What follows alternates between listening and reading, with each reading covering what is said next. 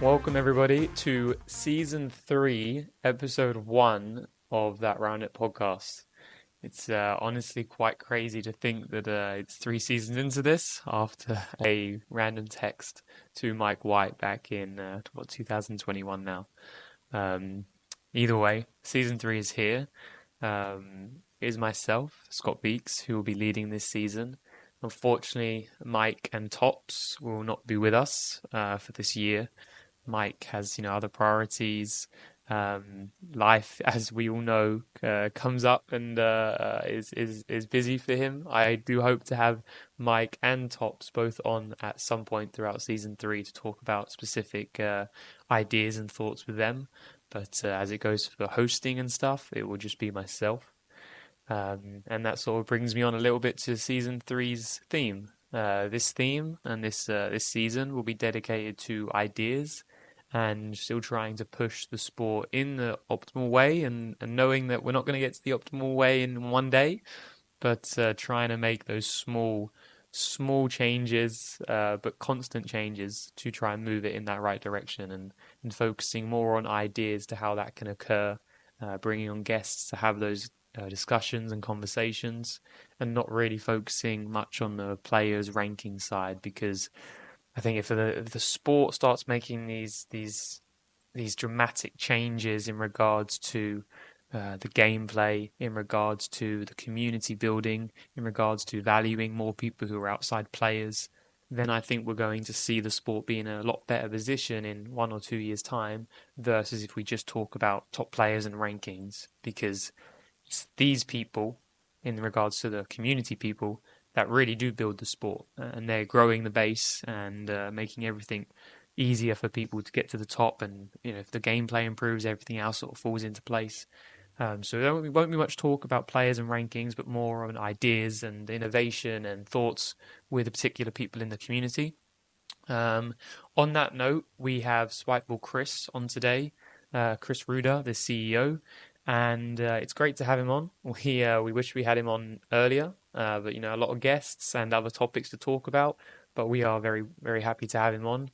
When we initially decided to invite Chris on the podcast, this was long before any drama or any conflict had started between Brookline and Spikeball. However, we of course addressed the elephant in the room and talked about some things. I'm sort of playing the role of just letting the conversation go. I'm not taking sides, as I don't think anyone should anyway, but I'm not taking sides. Just sort of trying to get information from both parties out there, playing a little bit of devil's advocate. Um, my personal opinions are not really formalized yet because we don't know all the information. But that's sort of the theme when we're talking to Chris in the first half an hour about the Brookline Spikeball controversy. And I got to be honest, it was quite frustrating to talk so long about this, just because it's a little bit away from what I like discussing, and it was more on a political side. But nonetheless, it was needed to talk about because it does directly affect the community and also the reputation of Spikeball and the future of the sport. With all that said, um, I appreciate you. I can't really say we now without Gavin and Mike, but I appreciate you all listening. I really hope you enjoy this season. Got a lot of stuff planned. There won't be a regular schedule and upload series, but I'm confident you guys will enjoy the episodes, especially if you've been a fan for season 1 and season 2. And with all that said, sorry for the super long intro. Let's get the episode underway with season 3, episode 1.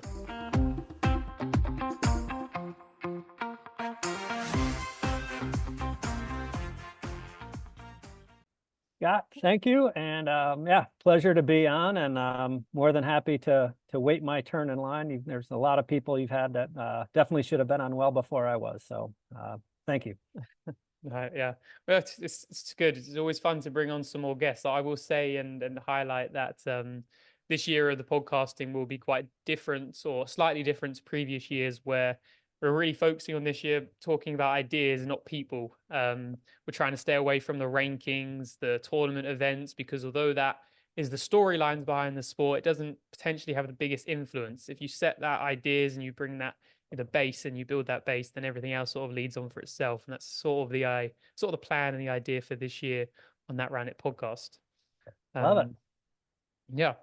Um, so, Chris, before we do get into this episode, I do recommend people to give a good listen to the podcast episode of How I Built This featuring Chris, that was aired last year in 2023. And it's just an incredible story and a really good interview that sort of dives into the very beginning of Spikeball, dating back to when it was invented in '89, to then when it was brought to market by Chris, to then as it built over the years and how it developed into what it is now, to the start of the competitive scene and what bursted the life of the competitive scene and the youth groups and young people being a huge factor behind that, and sort of the story to where we are now in the Roundnet world. But a very good episode, and a lot of that will be referenced throughout this episode because it's just a great podcast by Chris. And I believe, is it Guy Riz, the podcast host? Guy Guy Raz. Guy Raz. Thank you. Yeah. Yeah. Um, Yeah. It was a great, well, thank you, number one. I'm a little biased, but I liked the episode as well. It was a 3 hour and 15-minute interview with no breaks. wow. So it was a long one, but it's a massive podcast. He is a very talented interviewer. He does his homework, and yeah, I was honored to be on it. It was nice. Wow. Yeah, that's very interesting to know. He did a very good job with the editing to get it down to just over an hour, I think it was. Yeah, yeah. Yeah. Um, and so there's quite a few things I want to discuss today, and also some questions we got from our listeners that we'll get into. And it's and those type of things such as Spikeball's future, Spikeball's current position, because obviously there's been a lot of, I mean, not rumors, but confirmations that Spikeball have been had to release a lot of employees over the last 12 months. Hmm. Other things such as balls manufacturing issues that the community are concerned or want or would like more information about. And so we're going to touch on some of those issues. And the one thing we sort of have to touch on to begin with, because it's sort of the elephant in the room, and something that has been building and has been building actually after our initial reach out to you to try and get you on the podcast. So, but we do need to talk about the sort of elephant in the room, which is the current conflict between Brookline and Spikeball. Alrighty, Scott here. Usually I never do this where I film back over the podcast. I want to leave it raw and leave it live and, have it out there for listeners. But I want to do this situation and give the context to this situation justice. So I'm now re-recording this to set the scene for the question I'm now asking Chris. Um, to give context to the Brookline and Spikeball situation, Brookline and Spikeball struck a deal together in 2020 where Brookline would be the sole European distributor for Spikeball in Europe, meaning that they could partner with no other European distributor for the next 5 years up until 2025. Now, the first 2 years went very well. Brookline smashing all target goals, selling a lot of sets. Also helped by COVID, where lawn games were up massively. But nonetheless, great success for both Spikeball and Brookline. Now, Brookline were then recommended to, instead of getting inventory from Spikeball's warehouse in Europe, which was around 45 minutes from Brookline, the company themselves, they were recommended to get inventory and stock straight from China, therefore bearing the risk of any potential downfall because they have to put in all the money up front to receive all the stock. Brookline were a little bit hesitant against this, but they realized that obviously there was huge benefits for them in regards to ordering more quantity and selling more quantity over the next years if their numbers were to continue to grow. But were hesitant and did then write, or Brookline claimed to have written in the contract, that any excess of inventory should be sent back to Spikeball, and Brookline did not have to worry about it because it was excess stock. Spikeball were claiming now that this was not in the contract. This was only in the contract if an agreement between the two parties was terminated prematurely. So while there was an agreement between the two parties, then Brookline could not send the stock back. And that is where there's a real dispute between Spikeball and Brookline of what we're going to get into. And it's just worth noting that the numbers in regards to this is that Brookline made the order of 2.4 million of product. They weren't able to sell them all, and the reason they weren't able to sell them all was obviously many factors, but one factor also being the war between Russia and Ukraine, and that directly impacting the European market. People didn't have as much disposable income, housing prices, cost, utilities, all of that went up. So people aren't looking for lawn games. Plus the opening of all the world after the pandemic. Brookline had a huge amount of quantity left, and obviously didn't just have to pay Spikeball for the 2.4 million worth of inventory. They also now had to pay to stock and store and transport all this stock and inventory, which they didn't plan to have. So they did sell a decent amount of the 2.4 million worth of inventory. However, not all of it was sold. 1.5 million around was left, and that then needed to be stored and consistently transported. And these costs that Brookline built up because of having such a huge quantity of inventory left over meant that they weren't just in the red to Spikeball having to give them the 2.4 million, which they couldn't instantly because they didn't sell the sets, but also now having to take out loans and still paying storage fees that were excess of 400,000 a year, and transportation fees being a similar number each year. And it's obviously led to more problems than just paying Spikeball back the debts. That's pretty much a summary or a decent bullet point form of the situation before we get into it with Chris. Again, there's some things in this that Brookline have come out and talked about via PDF responses to Chris's email, and there's going to be a lot of back and forth. I'm just saying that I'm here as a listener, playing a little bit of devil's advocate. I'm not a lawyer, so I don't want to get involved in all the legal stuff. If things that are said on this podcast or said by Brookline that turn out to be false or misleading, then obviously that affects my trust to them as people and as a company. But I'm just simply interested in listening to the points of view, and that's pretty much how the rest of this conversation goes. So I hope you guys enjoy, but it's about the first half an hour of the episode before we talk into other stuff regarding the sport and Spikeball's role within it.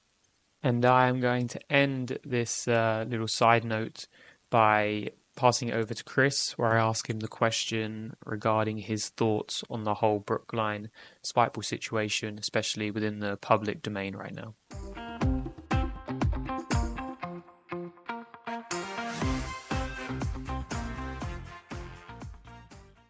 It is disheartening to see some of the responses, and I realize typically it's a vocal minority.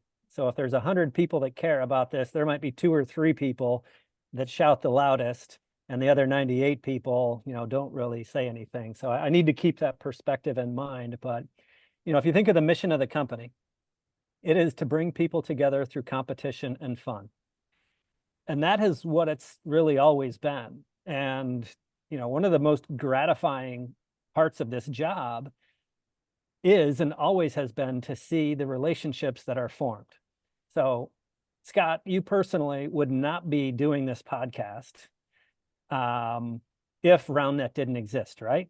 If Spikeball hadn't have done what it did, if Jeff hadn't have invented it, right? There was all sorts of things that had to come in place for us to be at this moment right now. And I don't know how many relationships, friendships, etc., you've generated through Roundnet, but I got a feeling it's a ton. And a lot of people listening to this have probably also generated tons of friendships, relationships, and whether it's through a formal club competition or, I can't tell you how many people that I've heard stories from about how they met their husband or their wife through Roundnet, and they eventually got married and they had children, and all this, like, that stuff feels so good. Like, that is, that, at least for me, that is the most gratifying part. So when we're going through something like this and people are calling names and making accusations, and it's not necessarily from Brookline that it hurts, but it is from the community that it's like, man, yes, we've made mistakes, and I will absolutely own up to that. I'm not perfect. Could have done things better. Have never intentionally misled anybody or anything like that. There's no conspiracy or We're not trying to get back at anybody and anything. But we are trying, we are spending an insane amount of money trying to build the sport and all of this. And it's an unfortunate part of the job. So I know as CEO, I'm going to have to deal with this stuff from time to time, but I've had some really nice conversations with some people over the last few weeks, and I do appreciate those that are giving me the opportunity to sort of explain. And I want nothing more than a strong Roundnet community worldwide, but in this instance, especially in Europe. And look forward to getting back to that, but we've got some stuff to deal with right now. Mm-hmm. Yeah, I agree. I think it's good to put things into perspective like that. Obviously, when we get so drawn down on such details, whether it be fine or huge details, it's important that people do sometimes take a step back and observe the whole situation. Although I think regarding coming back to the situation with the Brookline, a lot of people's this sort of stems onto some things that people have been now feeling towards Spikeball for quite some time. They may have been feeling that Spikeball haven't quite been doing everything they could have on the competitive side, maybe not supporting the sport in the utmost in the way that they believe, in the community believe that they could have or should have. And we'll get to maybe a few of those reasons or factors in a little while. But with feeling that way, this situation that then stems quite a lot of negativity towards Spikeball is then quite easy to then put all that and even push them over the edge. And I think for a lot of people, because one of the main reasons why, again, this is pushed over the edge is because of Brookline's influence in Europe and for their impact on the sport around it. They were very, very active in helping grow the community and helping grow the base of the sport, given that if we grow the base of the sport, everything else just sets in line. Once you have NGBs, once you have a European Roundnet Association, everything's running correctly and that they're growing, then the sport is just going to grow easily, because it's almost like you have a marketing manager in Egypt and a marketing manager in France and a marketing manager in Great Britain who's now doing all these free work and free hours for the sport around that, which therefore directly impact the sport of the sport around that and directly impact Spikeball as a company. So it just is a rolling ball once you have that all in place. And I think with Brookline being so active within that circle of growing the sport, many people are disappointed. And I think for a lot of people, the real nitty-gritty detail comes down to how this debt really did begin, because Brookline will claim and say that the 2.4 million worth of inventory was made and Spikeball agreed to the quantity that was brought into Brookline. And it was then to the point where, well, this 2.4 million worth of inventory, they couldn't sell all of it, again, because of the conflict between Russia and Ukraine affecting the European economy. And then them claiming that the excess inventory should have been sent back to Spikeball, which I believe was around 30,000 standard sets, 12,000 pro sets, and they have released recently in writing that they have the contract agreement that Spikeball had to agree to take this inventory back, which started the initial debt. So what was the situation between Brookline and Spikeball there? Why was this inventory not sent back? And why did Spikeball not take it back? And why was then this payment plan needed to be put in place? Sure. The clause that Brookline shared yesterday from the contract was just a tiny snippet of a contract that I don't know is how many pages long. That clause was from the termination clause. So what was left out was, if the contract terminates, the supplier, Spikeball, will need to buy back any inventory that essentially has been paid for. So in 2022, the contract was still live and still going. So we had no legal obligation to take that inventory back. Wanting to be a good partner, we offered to look into it, which we did. And if you look at the texts that were also included in yesterday's post, that shows us saying, yes, we tried, but we weren't able to make it work. That is not us saying, yes, we were legally obligated to take it back, which we never were. And we never said we would. We said we would try. We talked to our bank, we talked to our accountants and others, and it took like a couple months to try and get an answer. But the answer we got was no, Spikeball, you cannot do this. So I don't see yesterday's post as evidence of Spikeball going back on its word or doing anything illegal or breaking the contract. And, I have, as you can imagine, the amount of time I've been spending with lawyers these last few months. We have a team of lawyers in the Netherlands and in Germany. These aren't American lawyers that are trying to translate Dutch or German law. And they have explained to me that, yeah, this termination clause, or what you guys have in your distribution agreement, this is all standard language. This is what most distribution agreements have. And yes, when they end, it is common for the supplier to buy back anything that either hasn't been sold and or hasn't been paid for. But if we were to agree to take, when we started the agreement with Brookline, that was 2020. So we had been in business for about 12 years.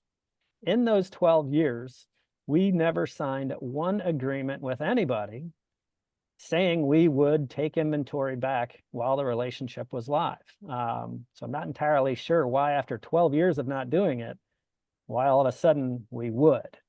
So just to paraphrase you, it was only in the contract once once any partnership between the two parties was ended, that Spikeball had to take back any excess inventory.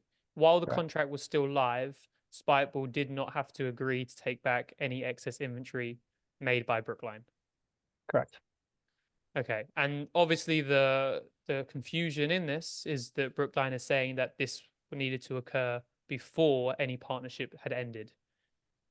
Yes, so I believe their argument is, no, the contract says you have to take it back no matter what. And we would never agree to something like that. We never had prior to this. And as my lawyers are telling me, like, no, Chris, it's crystal clear. You only take it back if the agreement is over. And the agreement wasn't over in 2022. I didn't want it to be over, and I wanted to help and try and be a good partner. And I believe that's what we did. So I'm just not understanding how there could be such confusion between the two parties, given that Bass, the owner of Brookline, has come out and has other emails and texts saying that the safety nets they created to ensure that they would be able to not go so much in debt if they were to order an excess amount of inventory. And within those emails, it does state that excess inventory could be returned to Spikeball. And that's again within his email on the 26th of August 2022. So I'm assuming that he's again obviously missing the detail that it's only in session while if he's believing that it's in session while the contract and the parties are still in cooperation with each other, whereas you're believing it is only in session once any cooperation has been ended. Yeah, and I can't speak for him, but maybe he translated us trying to take it back or trying to help as us in some way having some sort of legal obligation to take it back, but we never did. And he has said how we've forced them, or how we are the reason, or we wanted them to go into debt. Why would I want a partner of mine to go into debt? If they're in debt or struggling, that puts me in my business at more risk as well. I want my business partners to be financially sound and healthy. And if there's a way that I can help them achieve that, then I'm going to do it all day long. There was zero incentive for me, especially in 2022, to try and play hardball and say, we had our own problems, absolutely. And, 2022, what happened? Yes, Ukraine and Russia was part of it, but there was also a really big pullback, especially in America, of outdoor consumer products. In COVID, whether you made tennis rackets, soccer balls, footballs, or spikeball sets, everybody saw a really big uptick in sales. And then in 2022 and 2023, as the world opened back up, everybody saw a really big pullback. So that was a good bit of what was going on in 2022 as well. But I had we tried to help. We wanted to make it work. And, as I've shared, like, I think what we're going through right now is sort of this like ugly divorce. And people will choose different sides. Misinformation is, going to be shared. I, of course, don't believe that I've shared any, and I've been as truthful and as open as I can. And, but even though I'm the CEO, I'm not the legal expert. That's the lawyers. That is the judges, and it's in their hands now. And I think that's where it should be. And yeah. Mm-hmm. Yep, I can understand that. I think the two just things we need to discuss before I think we move on from this issue is the fact that Brookline were obviously left quite surprised that their agreement was cancelled in late December 2023. And we understand from your perspective that it was stopped due to the sporadic payments and still owing of the 1.5 million that was left over from the 2.4 million from the batch of inventory that we've previously discussed in this podcast. And that up until that date, 900,000 had been paid back. Brookline had actually sold all that inventory, and was still working out the payment plan that was agreed between Brookline and Spikeball. However, of course, they couldn't just pay this 1.5 million back immediately because they incurred a lot of unexpected costs through holding this stock for so long. Of course, holding so much stock is obviously so bad for the business in regards to, I think it was around 400,000 a year to hold all that stock, plus transportation costs that they had to incur while holding and moving this stock. So they couldn't just pay, the fee back immediately, of which you, of course, know, and maybe not everyone knows from the outside. So if the payment plan was in place and they already paid back 900,000 and it was already scheduled to pay back more in the first quarter of 2024, why did the apparent stop of agreement between you and Brookline occur in late December 23?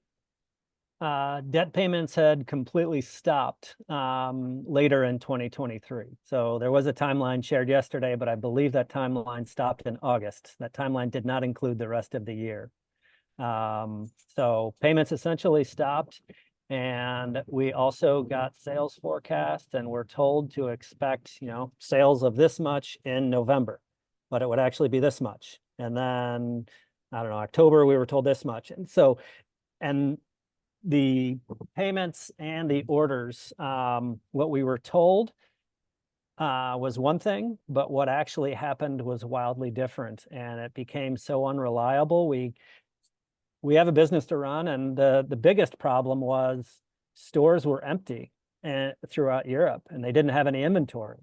So we had heard, we weren't, we don't really know who the stores were, but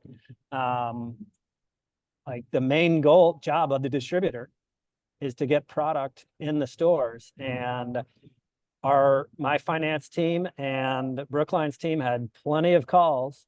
And after those calls, and it was over months, it wasn't just like one or two things. There were struggles for, starting in 22, moving on. And we no longer had the confidence that they were going to be able to get out of this hole. And again, we were kept being told that one thing was going to happen, but then another happened. And that happened enough times where we just lost confidence. And we're like, we can't keep going like this.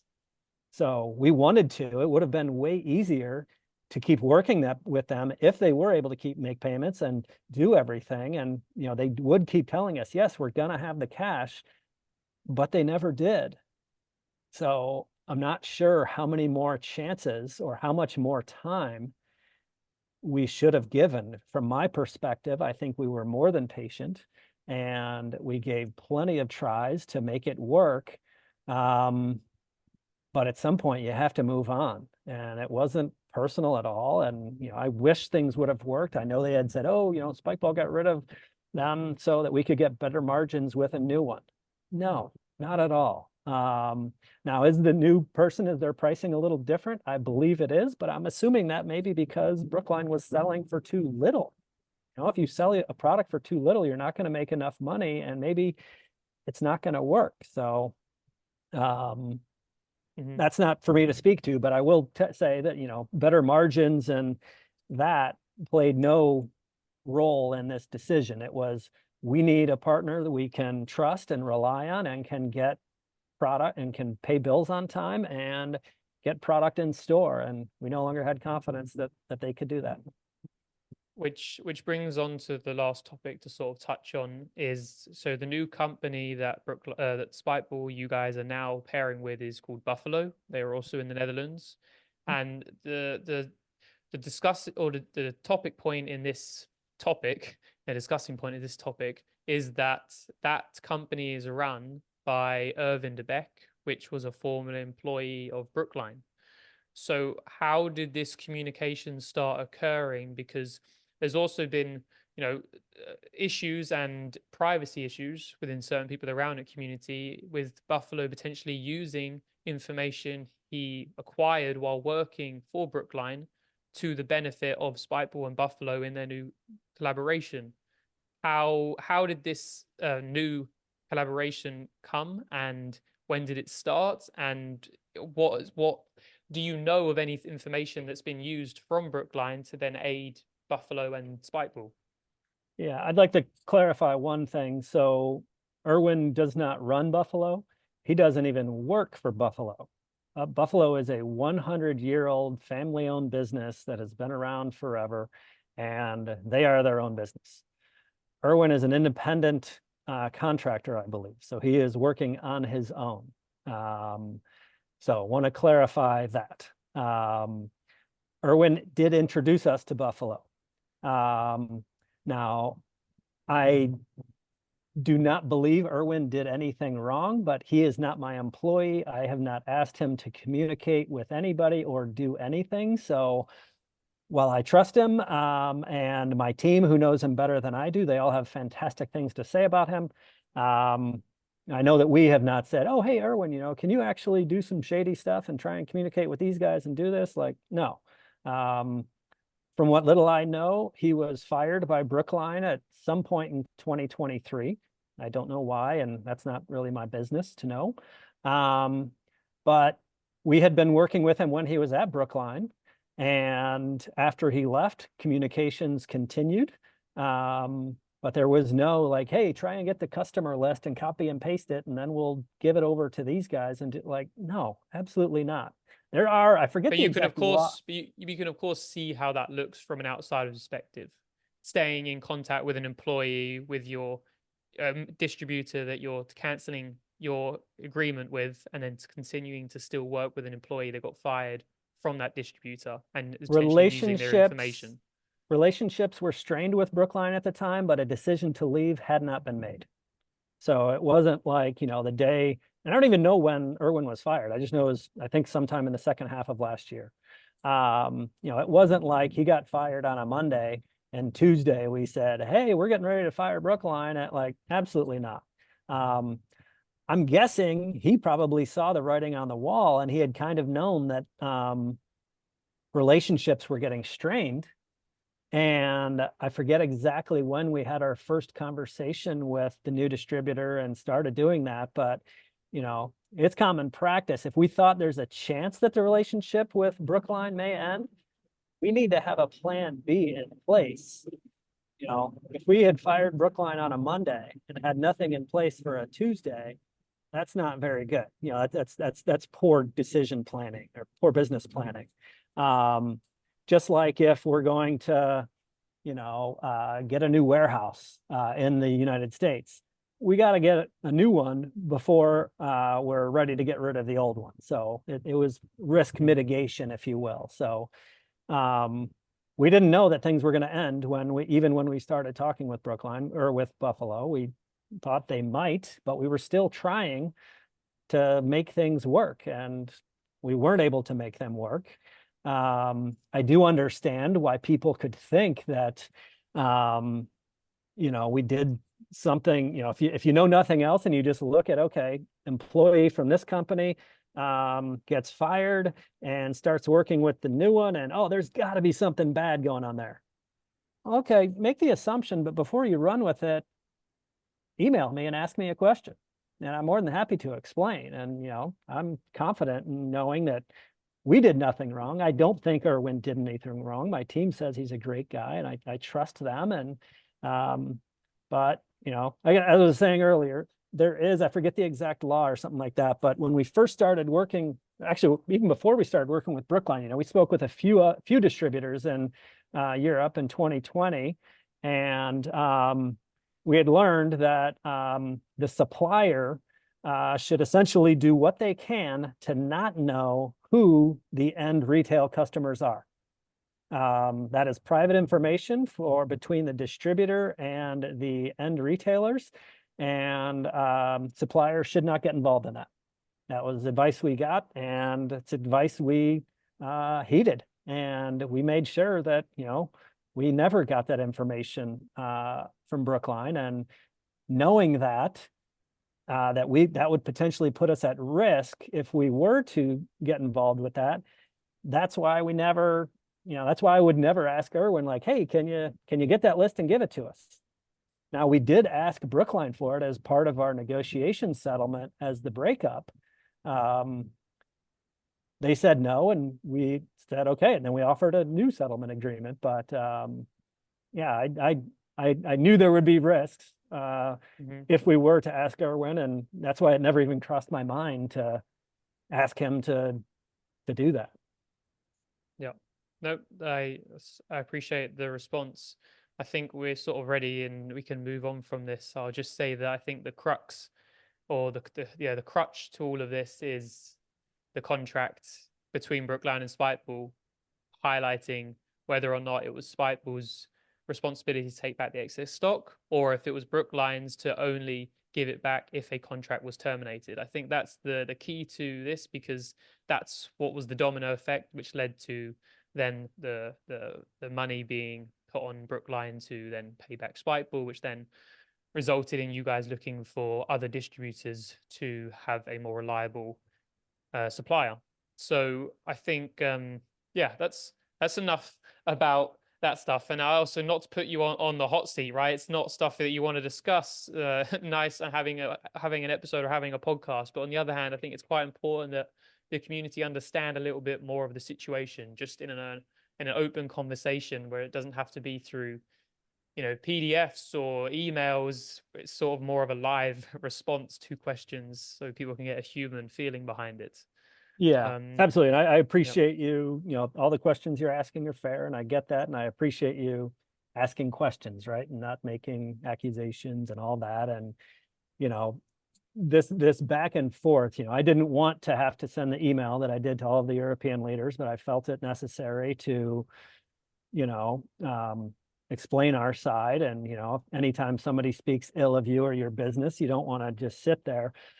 But I also don't want to continue this back and forth forever. Like, nobody's going to win. Everybody's going to reply with a, yeah, but, well, no, you said this, but you said this. And, I want to get back to helping to build the sport, build the community. And, as I mentioned earlier, the lawyers have it now, and I would love to let them continue to have it. And, I'm, again, hoping we can repair and get back to building relationships in Europe. And you mentioned earlier how a lot of the or some people in the community may feel that Spikeball hasn't done enough.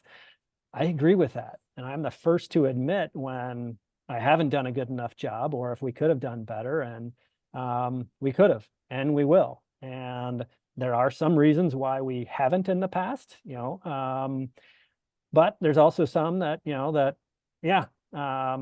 I should have, and I didn't, and I'm going to work on that. And there's already some things in play that I'm hoping will get us there. But anyway, I appreciate the opportunity to speak on this. Yeah, and I think a lot of people appreciate your response.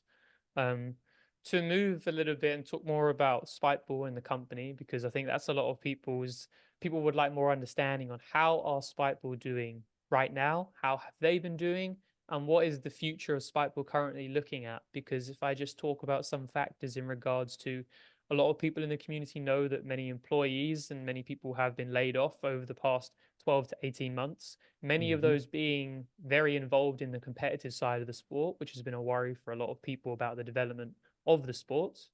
And we've also, we already touched on in 2022 that, lawn games, backyard games were down a ton due to everything, COVID ending and things opening up Hmm. and there being less demand.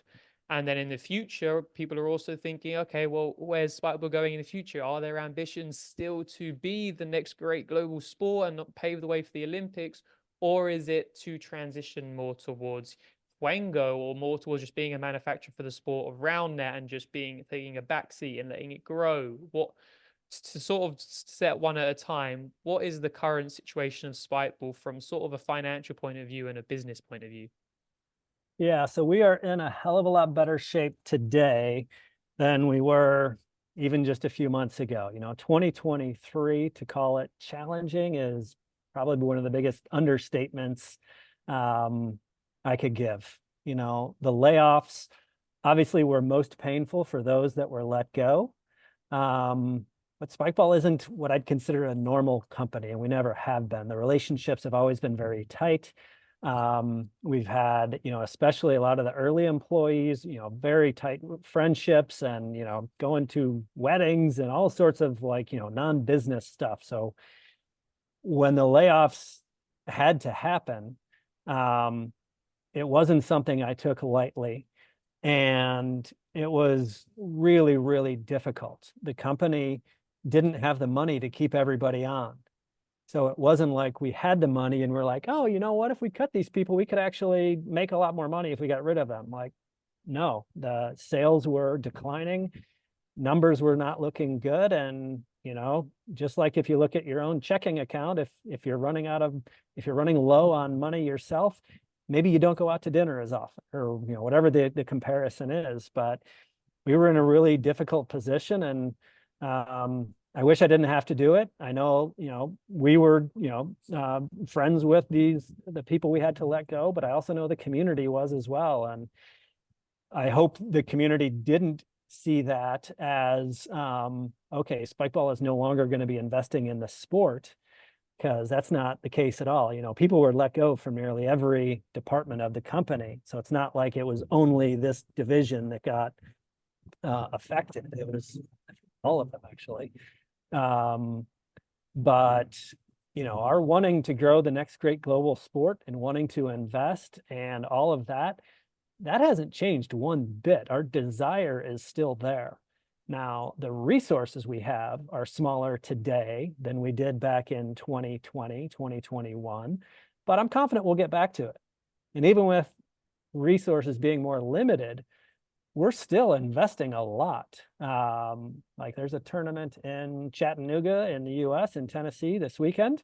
Had a nice conversation with Andrew Gassaway, who's driving the Spike van on his way there. And it's going to be a great weekend. There's ETS events going on and there's, tournaments happening all over the world. Some that we're involved in, some we're not. But we continue to invest and there's a big difference between sort of the way the sport has grown and the role that we've had in the US and how things have gone in Europe. So in the US, I think as a lot of people may know, we've hosted historically most of the large events. They have been Spikeball events, and we've been sort of the leader in that.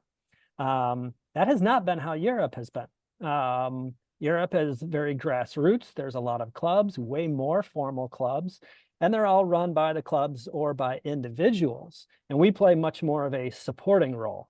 And I love that. I like both approaches. But if you look at how we have been engaging with the community, especially in the US, we're hosting fewer events ourselves, and we're partnering with tournament directors to where they can host and use their expertise. And if you look at most of our marketing and kind of everything we do as a brand, it's not all that often that we want to be the ones that are on stage or that we're the ones that are in the spotlight. We want the community there. We want us off to the stage supporting. So how can we help with that? How can we make your event even better? Is that with equipment? Is that with flags or promoting it or money or whatever?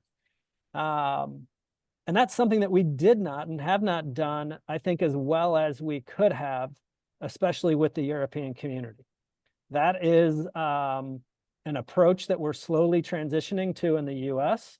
And if I could go back a couple of years ago, I would have, whether it be myself or anybody else at Spikeball, I should have been more involved in helping come up with a formal plan on how we can engage, on how anybody on the planet can reach out to us and say, hey, Spikeball, I'm not sure how to run this tournament. Should I do single elimination, double elimination, or what's the point system? Like, I want people to know that we're here to support them while also realizing that we have 23 employees. We are a tiny company.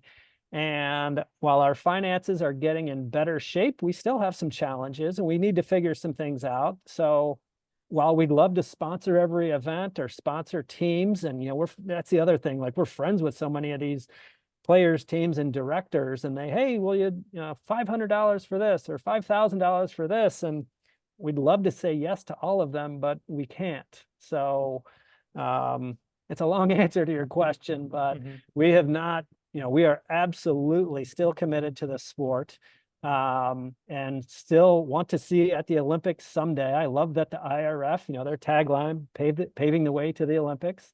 I love that, it's an independent board and, we've got great relationships with them and USA Roundnet. I had a great call with obviously the EURA the other day, and I want us to be a supporter.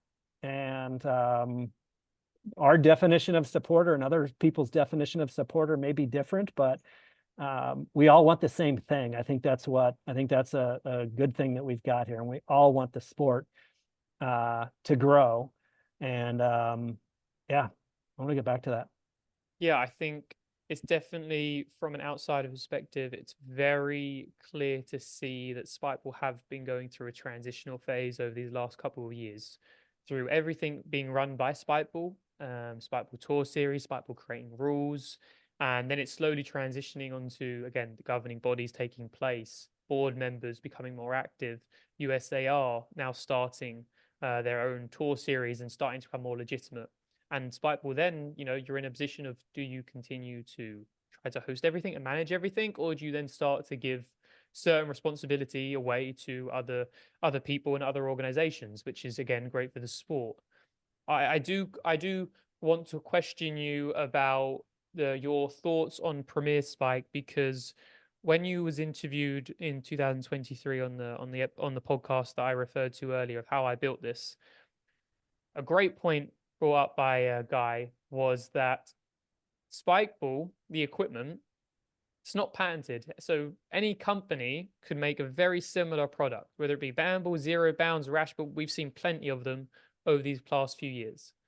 And so the only real main difference between Spikeball and other Roundnet manufacturers, without talking about Premier Spike yet, is, well, slightly the ball for competitive players, but non-competitive players, not really any difference. But the second thing is the brand, which again is why it's so important that Spikeball's branding and reputation is good. Because if it's not, then there's less of a reason for the less casual players to choose Spikeball. Why would I? Then it just comes down to exposure. And of course, where does most of the exposure come from? Well, it comes from the competitive scene. That's where everything's filmed. That's where everything's coming from. That's where the little kids watch the video and go, damn, I want to get a Buddy Hammond touch, or I want to get a Gabe Finocchi reverse, whatever it may be, right? And so I think for me, it's a surprise that Spikeball have not done more to highlight and show the very top end of the competitive scene. Now, I'm not saying pump in money to the competitive players so they can go this on a full-term basis, because I think we're still a way away from that. And there's a lot of work that needs to be done by the players themselves than just expecting suddenly prize money to fix all their problems. It's not the case. If the gameplay is good, almost everything else fixes itself. And that's another sort of thing to talk about. But I just want to address the point of, do you think you could have done more to really highlight the competitive scene, knowing that, again, 95% of your revenue and sales is through the standard set and is through the casuals, but it's usually because they've seen and been exposed to the competitive scene or a highlight or a TikTok from these competitive players that managed to make that sale. And so if you focus on the very top and the gameplay at the top, then everything else sort of falls into place. It almost feels like you've been sneaking in on some of our internal meetings and this debate we have had, and it's a good one. It's a great question, and it's something that I don't have a clear answer to, but um, I, on the one end, yes, we absolutely could and probably should highlight more of the competitive play. And even though that community is maybe 1% of everything, to your point, tons of people, hundreds of thousands, if not millions of people watch those video views. Um, Now, on the other hand, I can't tell you how many people, if I'm standing in line at a coffee shop and I've got a Spikeball t-shirt on, a stranger behind me might say, "Oh, I love that game." And I'll talk to them for a few minutes and I'll ask them if they follow us or any other Spikeball related stuff on social media. And they say no. So there is a massive audience out there that has never seen some of this stuff. So, while it's great that in the US we've had a handful of tournaments on ESPN, um, most people in order to get ESPN2, you need to have cable in the US. And most people that have cable are like older people like me, not competitive 22-year-olds who are coming to tournaments. So I struggle with, I love all of the social media stuff that I see. I love what we post. I love what you post and, everybody else in the community. But I also realize that it's a tiny slice of what the general world sees. A lot of what the world sees is, like Roundnet Germany, they put up a post last week, which I loved. I think they counted like 43 different sets being used in a park, not at a tournament, but just a casual Saturday or Sunday afternoon. And thousands of people witnessed that. And that is their exposure to the game. Casual, fun. And so on one side, you could argue we need more competitive because that's and there's no question about that does perform really well on social media. Fun backyard games also performs well on social media. There was a guy a couple of years ago, I forget who he was, but he was practicing his serve in his backyard. And his little like 5-year-old son was standing way in the background and it kept hitting the kid in the face. And it was hilarious. And that got millions of views. And that wasn't really competitive stuff. So I don't have the data that can prove either way that competitive is the way to go or casual. So we're doing a little bit of both. I don't know what the answer is. Another point is, at least, we know that there's a lot of moms. They're the ones that actually purchase the set for their son or daughter. So if they're the ones actually making the decision and buying, should we actually be marketing to moms and speaking to them on why this is a smart purchase for them or why we think their kids would love it? And the way we would speak to her, or it's the dad that buy, but our data shows it is primarily the mom. Customer profile, yeah. Yeah, that's the way we would speak to her is wildly different than the way we would speak to a Scott Beeks who's in college and, who's a wildly different age and different life stage. So I don't have a crystal clear answer. I think it's a little bit of everything, but should one get 70%, the other get 20, and the other get 10, or that's something we constantly struggle with. I can agree to that and see obviously your points, and obviously there's different customer profiles that you do need to attract, and how you go about doing that is obviously your decision, right? As your business and your company. I think for a lot of maybe the community's a lot of the community's maybe frustration or perspective is that if we continue only promoting or primarily promoting the backyard, the fun, the game, then this stigma is never going to evolve from this backyard game. It's forever going to stay a backyard game. And we're getting to a point where people are starting NGBs and clubs, and there's boards and there's tournaments everywhere, and people are using this as their sport. Like this is their sport, this is their identity, whether you're a football player or you're a pickleball player or you're a Roundnet player. And when it's pushed to the casuals so much, and so much casual video and footage and content is used, it sort of delegitimizes people's effort, whether that be from an organization standpoint and trying to make it a sport and trying to make it to the Olympics, or just as a player perspective, putting in so many hours to try to become better at the sport. It's sort of it takes a little bit of a blow to the heart, because if Spikeball do have the biggest impact right now in the sport, and maybe still with the next few couple of years, 2 years, whatever, we don't know what the future foresees, but with such a great impact in the sport, continuing to play the narrative of it is a casual game, play on the beach, blah blah blah, to attract those mums, those dads, it maybe stems a little bit of frustration towards the competitive scene that believe that it really should be shown more at the 1-2%, because that will filter down and everyone will want to be a Buddy Hammond. The same way when I watch football, I want to do that what Messi did in a reel. I don't want to see some dad playing football who can't play. It might be a little bit funny, but if it's good, if we're saying we want to be a global sport, which Spikeball is still ambitious to being, and contributing to the sport around that, then it's just surprising that not more of that is shown through your social media. Yeah, no, that it's a fair point. This debate is one reason why we created the STS Instagram account. And that is that while it's much, much smaller, and it's not all that old. I forget when we started it, maybe a year or two ago. Um, that is geared towards the competitive player. And we have noticed that, if we post, let's say, podium pictures from a tournament on our main Spikeball accounts, um, they don't perform well. Like, people do not care as much about that. Or if we say, oh, here's the latest top 10 ranking of teams, the 500,000 people that follow us on Instagram, that's not why they followed us. They want to see the amazing plays. They, of course, love amazing plays in tournaments, but they do also love the amazing plays of the 5-year-old or the cute little, kid or whatever. So the argument in favor of more of the casual stuff is the more casual people we can, that's where everybody starts, right? It's some Yep. people start with a pro set, or some people start with a college club or university club or with a tournament. That's pretty rare. Most people start with the casual fun. And in my mind, there's this many people, that's the base of the pyramid. Top of the pyramid is the competitive players. And the base is the rookies or the weekender customers, casuals. Thank you. Yep. In my mind, that base is still way too small. If we all want to achieve something, we need that base to be 100 times bigger. 100%. And while, again, I don't have data to this, I don't know what the ratio should be between the base and the top of the pyramid.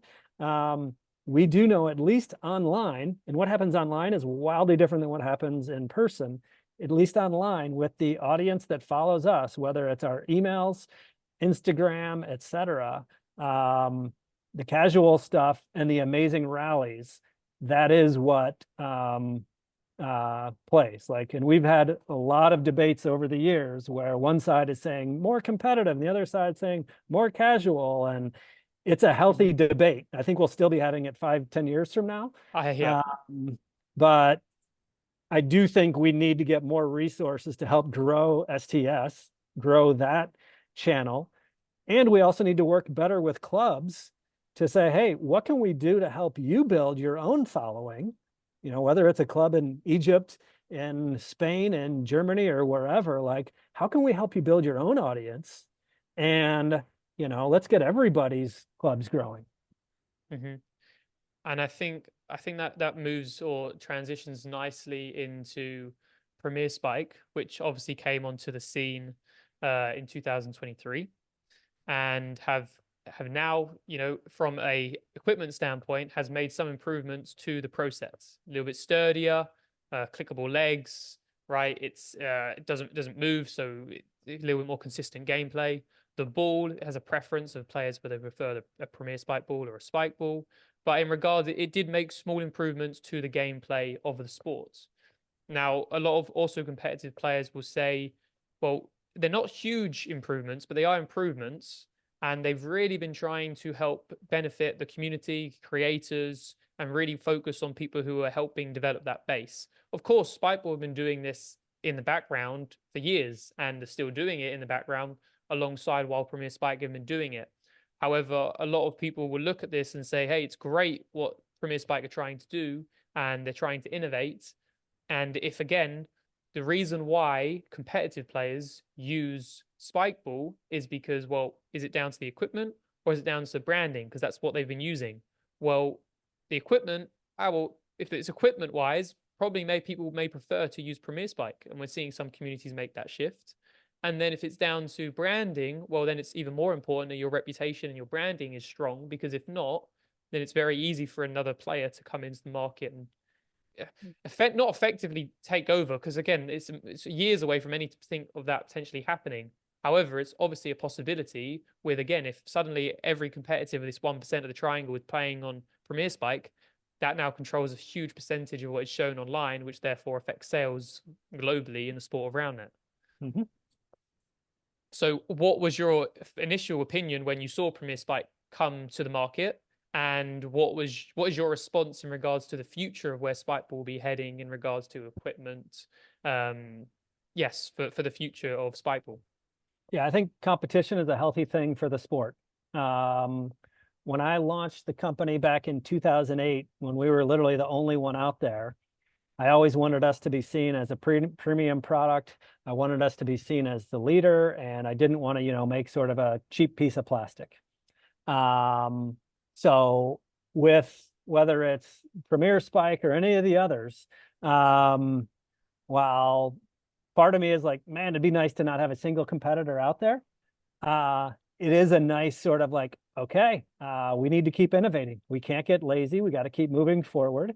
Um, and that's I the Pro Set, while I love it and I do still think it is the best product out there, could it use some improvements? Absolutely. Have we been talking about those for quite some time? Absolutely. That takes a long time to actually implement.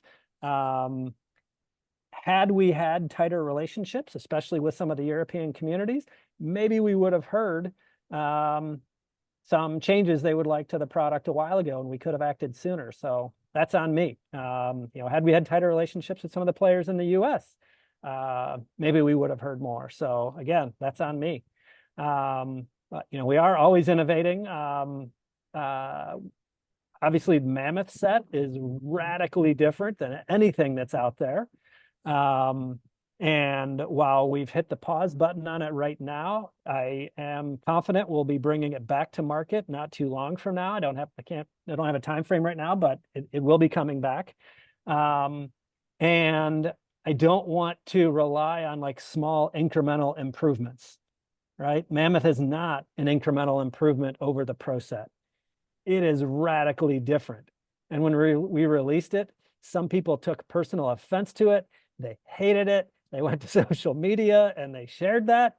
While that was frustrating, I also need to sort of remind myself that, anytime a customer gets worked up about something and expresses that, that's actually a compliment, because that means they care about it. If you release something and people just don't respond at all, then okay, that's really tough to work with. But Yeah. I do think the Mammoth is the future of the sport. I don't think the Pro Set is. Now, that So is not for me to decide. That is for the community to decide. I want to be crystal clear in that. So if 10 years from now, an improved Pro Set or something or the existing Pro Set, if that's what people prefer, then that's what will continue. But I believe as the leading brand and company in the Roundnet industry, I take it as a personal responsibility to always be innovating. And we didn't introduce some minor improvements with this. My God, the Mammoth couldn't be any different. We got some things right on it, we got some wrong, but I do believe, pun intended, the ball has definitely been moved forward, and it has sparked a ton of debate, and a lot of people love it, and some are still kind of not so sure, and that's okay. I think that's a healthy thing. yeah, I think that again, that's a nice move into talking about the Mammoth Spet and a little bit of that about the development of the sport and Spikeball. So Skylar Bowles was the main person behind helping innovate the Mammoth set, if that's correct, yes. And so Heavily it was involved. Yep. brought to market last year with an initial order. Was it 1,000 initial made? Or was it Little more than that. I forget the exact numbers, but it was a limited run. okay? Yeah. But a limited run, and of course, again, maybe this from one perspective, the community was great. Innovation, new talking points, new discussion, new types of gameplay, different things to evaluate. Great.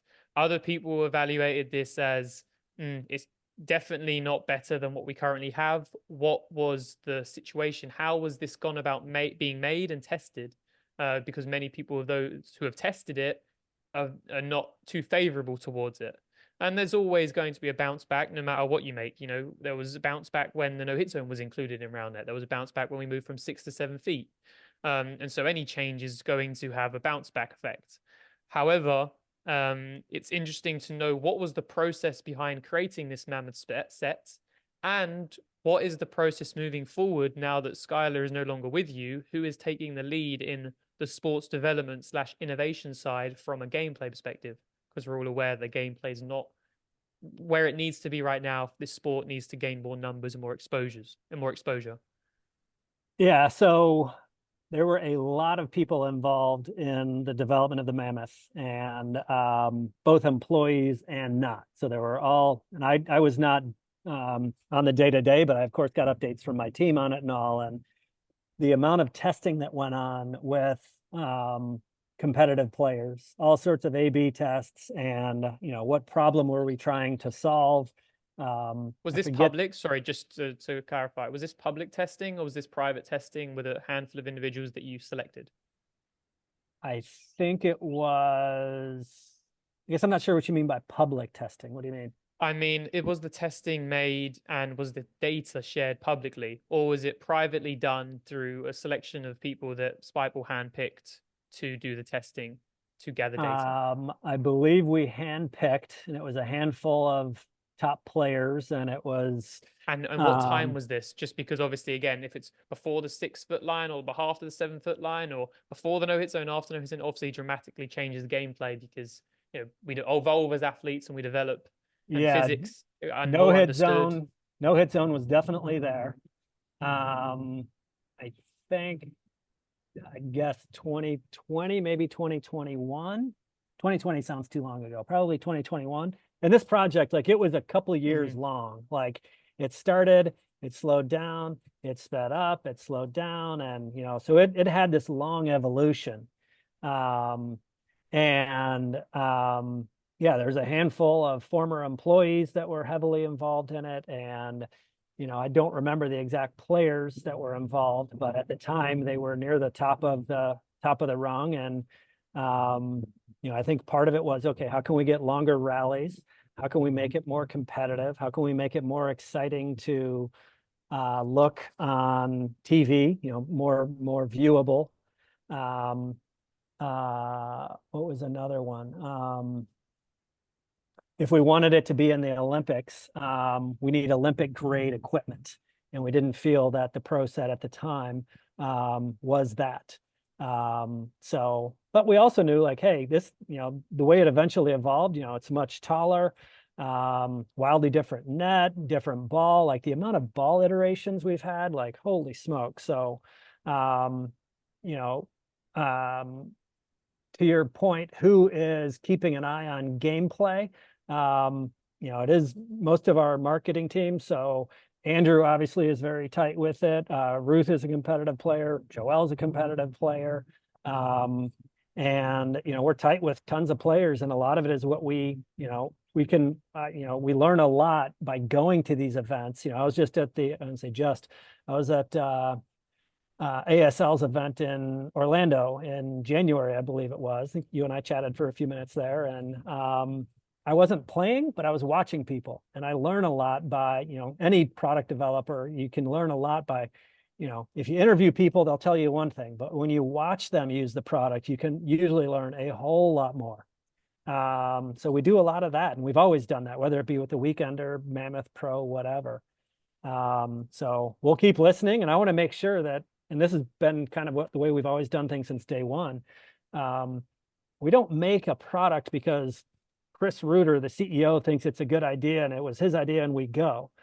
The idea needs to almost always come from the community or from the customer or something we've learned from them. We want to be developing in response to what we've learned from them. So, there was the period of serve ball and, there never being any rallies and all of that. And that played a role in eventually Mammoth Set becoming what it was. So, yeah. So if obviously, if you're saying that you're so heavily reliant and looking to collaborate with the community, then it comes just as a tiny bit of a surprise. Has maybe not been more collaboration and even public collaboration, especially with projects that are being done. I mean, we talked a little bit about Spikeball and the European Roundnet community haven't been very in sync over the past couple of years.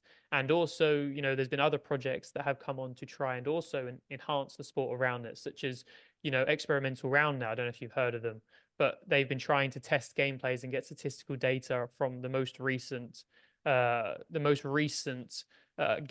of Roundnet, and then testing different rules within it. I don't know how much you know about them, but obviously if your development team is shrinking, i.e. Skylar and other employees in other departments, so not from the sports development side, but nonetheless, the sports development side has been decreasing, then are you looking to now increase your communication and collaboration with the community who are looking to help take this sport onto the next level? Or are you more keeping or trying to focus on your in-house employees who are in that position to help grow and support the sport and it's the future, because it's going to probably look very different in a year or 2 or 3 years, equipment wise and gameplay wise.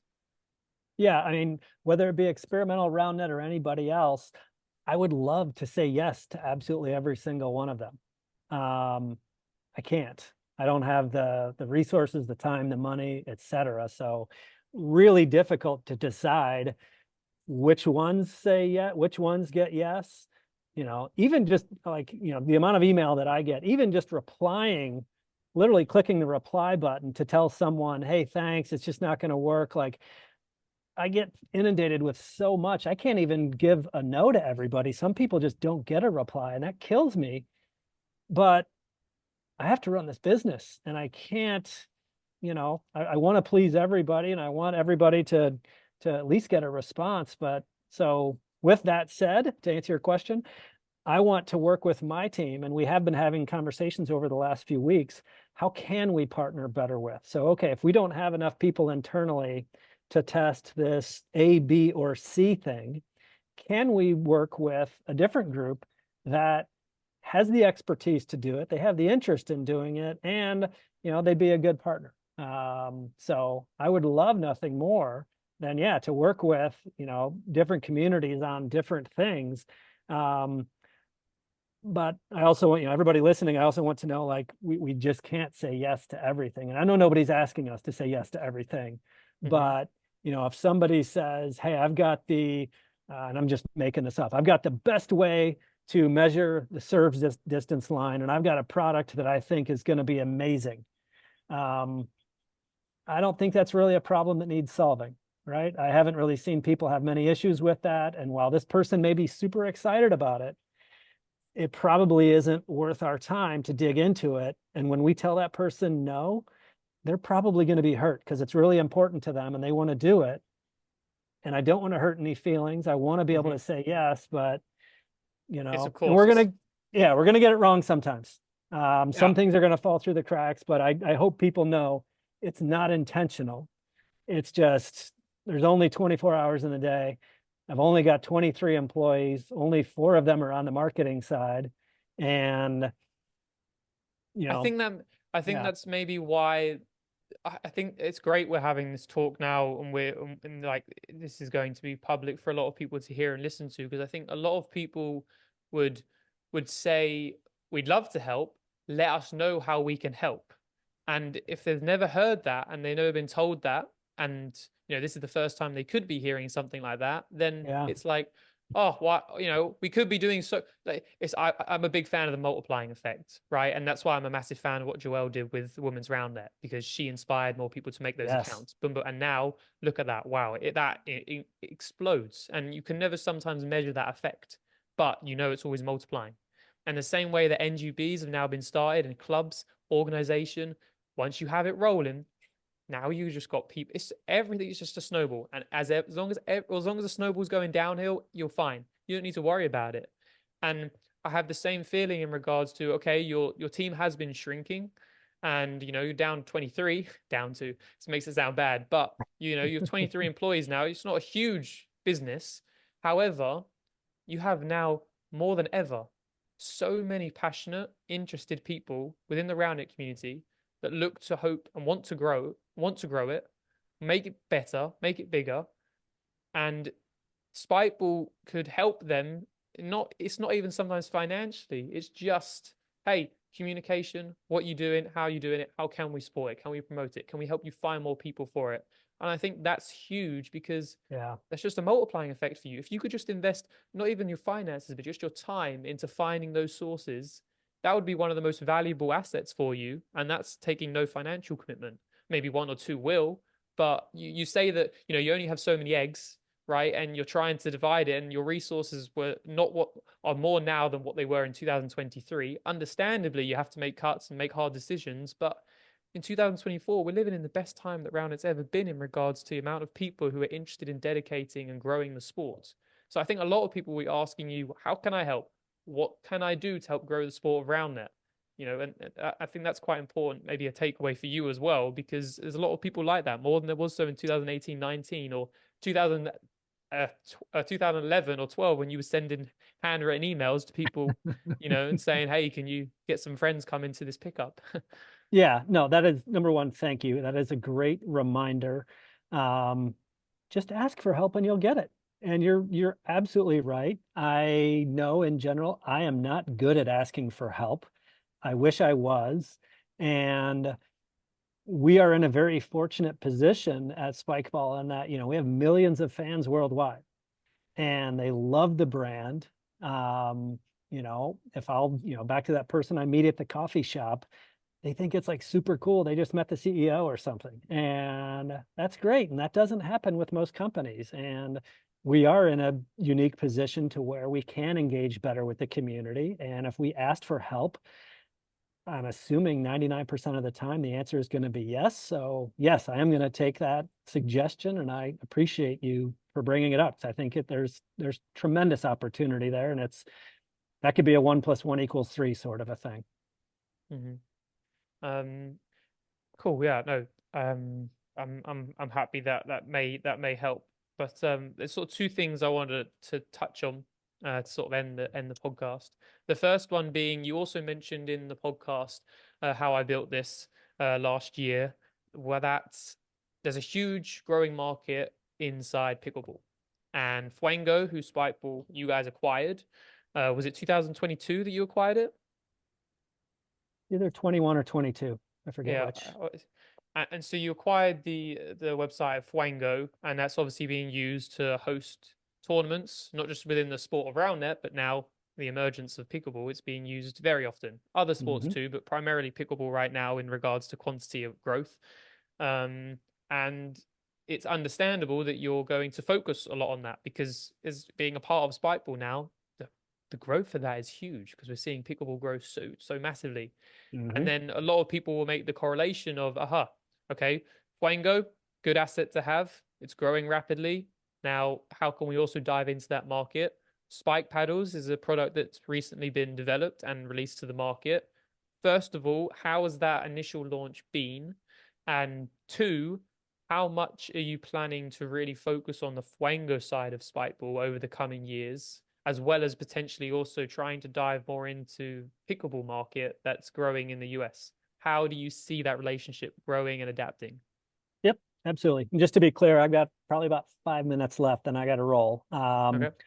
But yes, so how I built this, I think I recorded that maybe last June or so. So May or Mm-hmm. June, I forget which. Since then, Alex, who's the creator of Fuengo, has left Spikeball. So, he's still doing some contract work for us and he's helping, but we do not have an internal resource currently to continue adding features and to make it work, to be what I think it can become. So I need to figure out, okay, how do we address this and allow Fuengo to continue growing and do what it wants? To be clear, we are getting more and more pickleball tournaments, but Fuengo is still, I'd guess, 90% Roundnet tournaments. So it's still, by Mm-hmm. all means, Roundnet. So to your earlier point of me asking for help, I am currently looking for a programmer or developer, someone that can help fix bugs and make sure that Fuengo will keep operating as we need it to. This person needs to have experience, so it can't be like, probably not like a college student or somebody that hasn't, been doing this for, I don't know, 5, 7, 10 years. And somebody that wants to make some money on the side, but also ideally this person also knows Fuego. They've used it as a player, they've used it as a tournament director, and they're maybe a mid to senior level tech exec that knows how to do this sort of work. So that's what I'm looking for right now. So if anybody knows anybody, please let me know. But until I know that, we are not, investing a ton to try and go after pickleball. Spike paddles, while if you look at it, it does have, obviously the paddle's a similar shape to pickleball and all that, and I think there will be some overlap.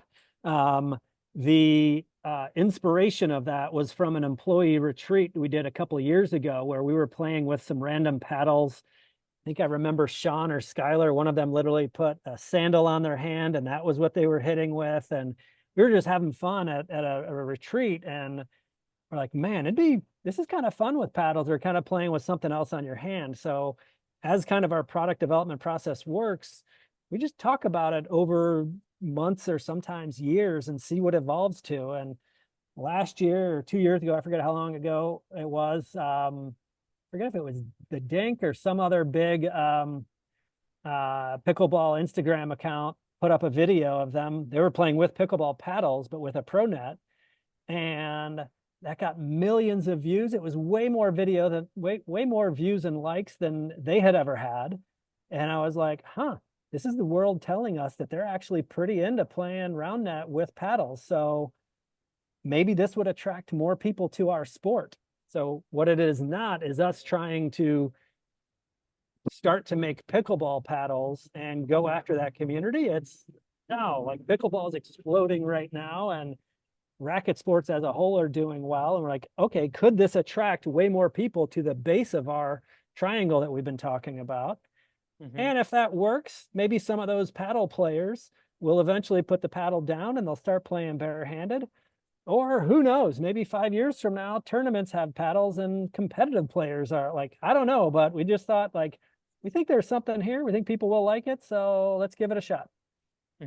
Yeah, I think I can understand that. I think a lot of people, again, from a community standpoint and competitive standpoint, are sometimes disappointed because it doesn't directly impact or involve the 1%.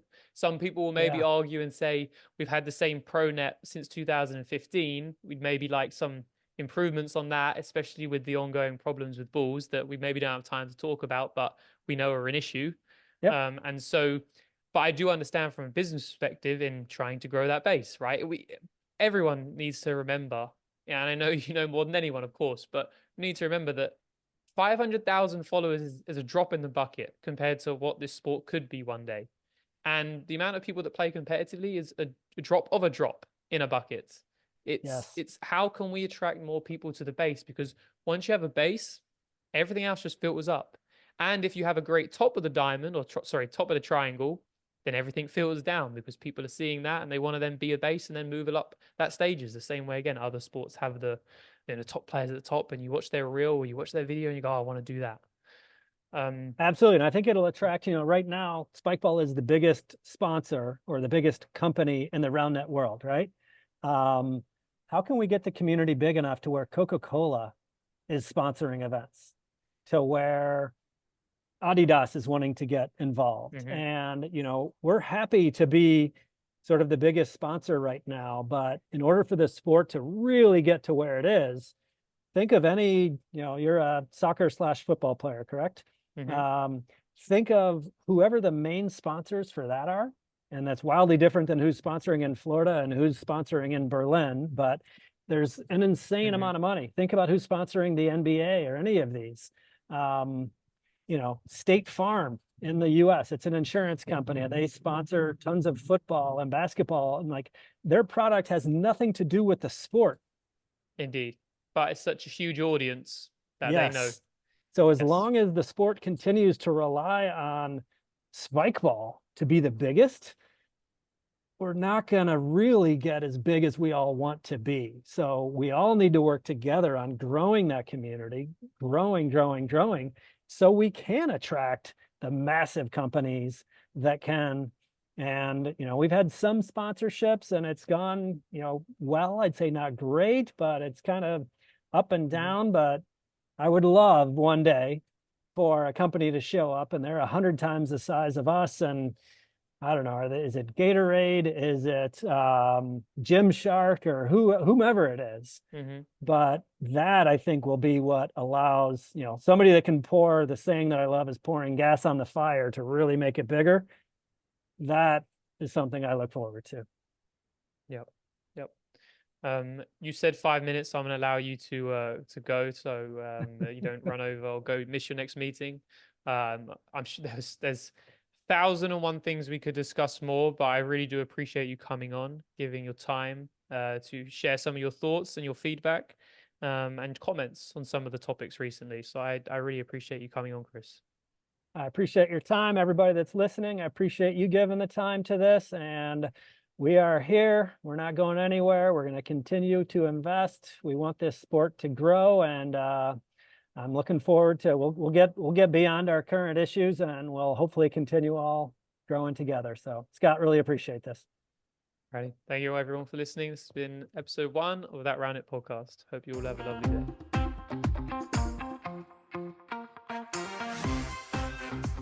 Alrighty, thank you very much for listening to episode 1 of season 3 here on that Roundnet podcast.